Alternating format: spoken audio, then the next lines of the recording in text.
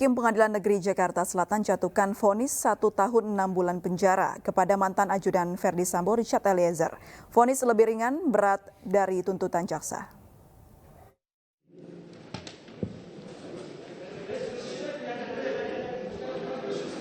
Mengadili 1. Menyatakan terdakwa Richard Eliezer Budiang Lumiu terbukti secara sah dan meyakinkan bersalah melakukan tindak pidana turut serta melakukan pembunuhan berencana.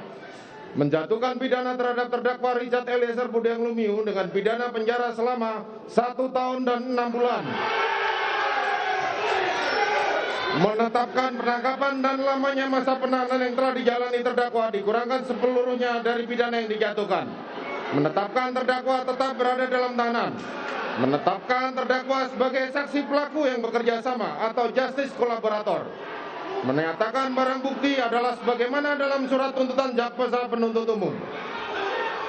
Membebankan terdakwa untuk membayar biaya perkara sebesar Rp5.000. Demikianlah diputuskan dalam rapat permusyawaratan Majelis Hakim Pengadilan Negeri Jakarta Selatan pada hari Jumat tanggal 10. Ya, pemirsa, terkait vonis ringan yang ditetapkan oleh Richard Eliezer, kita bergabung bersama Hasto Atmojo, Ketua LPSK. Selamat siang, Pak Hasto. Selamat siang, Mbak. Baik, Pak Hasto, ini seperti apa keamanan untuk Richard Eliezer yang kita ketahui bersama tadi divonis oleh Majelis Hakim dengan hukuman cukup ringan 1 tahun 6 bulan penjara? Iya, kami apresiasi atas semua dukungan masyarakat, terutama aparat penegak hukum ya, yang telah membantu langsung atau tidak langsung pekerjaan LPSK dalam memberikan layanan perlindungan kepada Richard Eliezer ini, Mbak. Jadi kami tetap berkomitmen untuk memberikan pengamanan kepada Eliezer ini sampai nantinya dia sudah menjalani hukuman sebagai narapidana. Karena putusannya kan harus menjalani sebagai narapidana selama 1,5 tahun ya.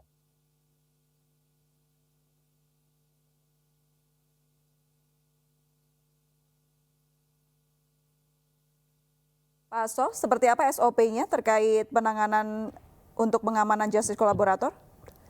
Ya, kami memberikan layanan pengamanan itu sepenuhnya ya, artinya tenaga pengawal dari LPSK ditempatkan di tempat penahanan Eliezer ini secara 24 jam, jadi bergilir pengawalan kami, dan kemanapun Eliezer ini apabila menghadiri persidangan dan sebagainya, tetap dalam pengawalan kami.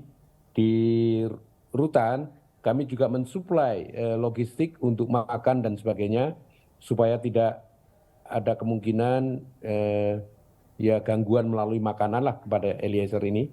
Dan juga kami memberikan dukungan psikolog bila diperlukan, dan juga rohaniwan untuk menguatkan Eliezer ini agar tetap bisa siap dalam memberikan keterangan di pengadilan, Mbak. Sejauh ini seperti apa keadaan psikis dari Richard Eliezer sendiri, Pak Hasto? Ya, ketika tuntutan jaksa itu dibacakan dulu, itu sempat terjadi guncangan shock ya pada Eliezer ini. Tetapi itu sebentar saja, itu sempat pola tidurnya berubah, dia menjadi sulit tidur di malam hari dan sebagainya. Tetapi itu sebentar saja dan kemudian pulih, dan pada waktu itu saya menanyakan apakah tetap siap untuk menjalani ini. Dia menyatakan, saya ini seorang anggota BRIMOB, Pak, dan saya siap dalam kondisi apapun untuk menghadapi segala situasi.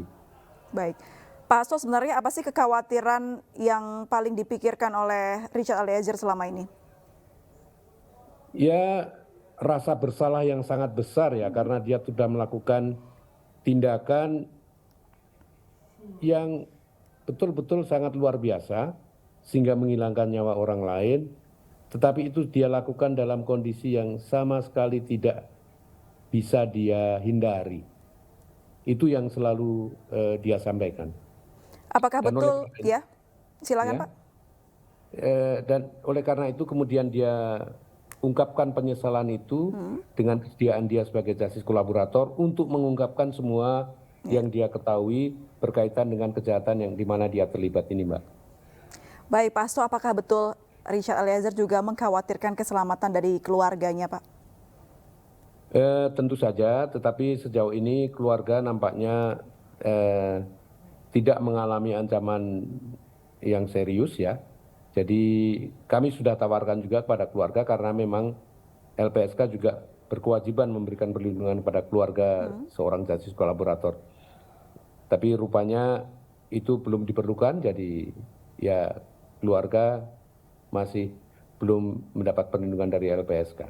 Berarti sejauh ini tidak ada ancaman ya Pak ya kepada keluarga dari Richard Eliezer? Tidak ada. Baik, Pak, berbicara soal bagaimana Richard Eliezer ini divonis hukuman ringan, ada kemungkinan tidak Richard ini bisa kembali berprofesi sebagai kepolisian kalau dilihat dari psikisnya? Itu yang kami harapkan. Nah, kalau dari psikis dia itu sangat memungkinkan bahwa dia tetap akan bertugas sebagai seorang anggota polisi ya. Dan itu yang betul-betul kami harapkan agar kepolisian juga tetap mempertahankan Eliezer ini sebagai seorang anggota polisi. Setelah nanti selesai menjalani pidana, ya bisa bertugas kembali di kepolisian. Baik. Pak Hasto, banyak yang mengkhawatirkan, apalagi netizen begitu ya, Pak Hasto, tentang keselamatan dan keamanan Richard Eliezer ketika berada di penjara. Sebenarnya seperti apa LPSK mengawal dan menjaga selama masa penahanan Eliezer ini tidak terjadi hal-hal yang tidak diinginkan? Nah, kalau dia sudah ditempatkan di lapas, tentu saja kami harus berkoordinasi dengan Dirjen PAS di Kementerian Hukum dan HAM untuk bersama-sama memastikan agar Eliezer ini betul-betul ditempatkan di tempat di lapas yang aman buat dia dan keamanannya bisa betul-betul dijamin. Baik. Itu kami akan memastikan itu. Berarti setelah penahanan sepenuhnya akan diserahkan kepada lapas begitu ya Pak ya? LPSK sudah tidak menjaga lagi begitu? Ya, kami tetap akan memberikan jaminan untuk itu dan oleh karena itu kami berkoordinasi dengan Dirjen PAS. Tekniknya nanti bagaimana itu yang akan kita koordinasikan dengan lapas, Mbak. Baik. Baik, Pak Hasto, terkait vonis ringan yang dijatuhkan terhadap Richard Eliezer, yang mana Richard Eliezer ini merupakan justice kolaborator. Ada catatan atau respon, Pak Hasto? Ya, ini patut kita syukuri bersama karena melalui kasus ini masyarakat luas, aparat penegak hukum dan juga para pemerhati hukum makin makin aware lah, makin menyadari bahwa ada subjek baru yang diakui di dalam sistem peradilan pidana kita yang bernama justice collaborator. Tentu saja ini kepentingan bukan hanya untuk kepentingan Eliezer saja, tapi kepentingan penegakan hukum ke depan yang memungkinkan adanya seorang justice collaborator untuk mengungkap peristiwa-peristiwa pidana di mana dia terlibat. Gitu. Baik, semoga ini menjadi contoh ke depannya ya Pak ya, agar kebenaran selalu terbukti. Amin. Dan orang-orang tidak perlu takut. Kami apresiasi putusan hakim yang sangat progresif ini. Terima kasih Pak Hasto Atmojo, Ketua LPSK sudah bergabung bersama kami. Selamat siang. Pemirsa, demikianlah Breaking News. Saya Aprilia Putri pamit. Sampai jumpa.